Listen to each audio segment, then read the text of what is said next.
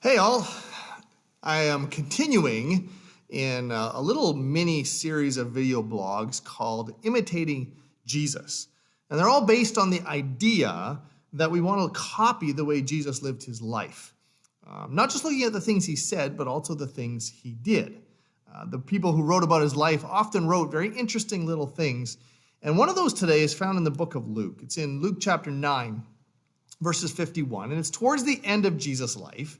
And there's this very interesting little sentence, and it reads like this.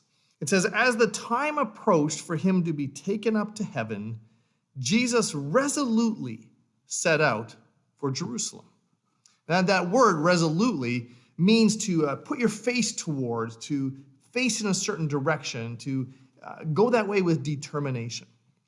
And if you think about it, it makes sense, because Jesus was about to face a whole bunch of unpleasantness. He was setting out for Jerusalem, where he was going to be betrayed, abandoned. He was going to suffer. He was going to endure pain, and ultimately, he was going to die. And it's not like this was a surprise. He had been telling his disciples this was going to happen, so he was stepping into and walking towards something he very well knew what was going to happen. It was something that was necessary. It was something that was needed, but it was not something in his humanness that he really desired to do. And therein lies the principle that I wanted to share this morning, which is simply this, is that commitment and determination will carry us where emotion and feelings will not. Determination and commitment, they'll carry us into places and circumstances and things that emotions and feelings will never get us to. See, no one enjoys something difficult. Now, it could be a difficult conversation that you have in front of you. Maybe it's getting up and speaking in front of people when you don't want to. None of us, when faced with a difficult situation, have joyful happiness in our hearts. Instead, we usually have a stomach that's turning up in knots, and we lose sleep, and we don't exactly know what's going to be coming. It's difficult. We're nervous about what's going to happen. See, here's this thing. God doesn't always ask us to do things that are comfortable. In fact, he often asks us to step out in faith and do things that we might call uncomfortable or difficult. And when that happens, we are faced with a choice.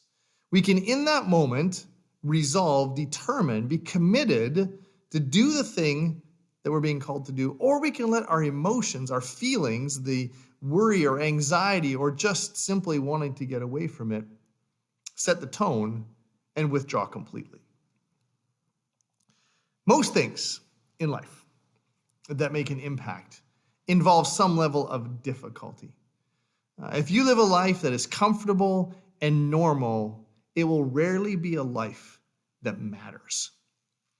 And that's why there has to be the determination, a commitment that says, I will do what needs to be done. I will do what God is asking me to do, whether I feel like it or not. Because when the time comes, in that moment, you probably will not feel like it.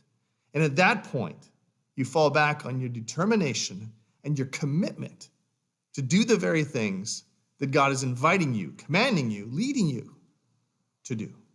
Determination and commitment will carry you where emotions and feelings will not.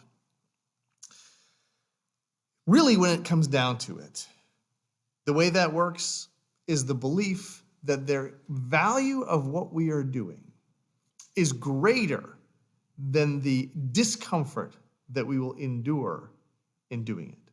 Jesus knew that as bad as it was going to be and as horrible as all the things that were going to happen to him would be, that the result of his obedience, of his setting his face resolutely to do it, was worth it.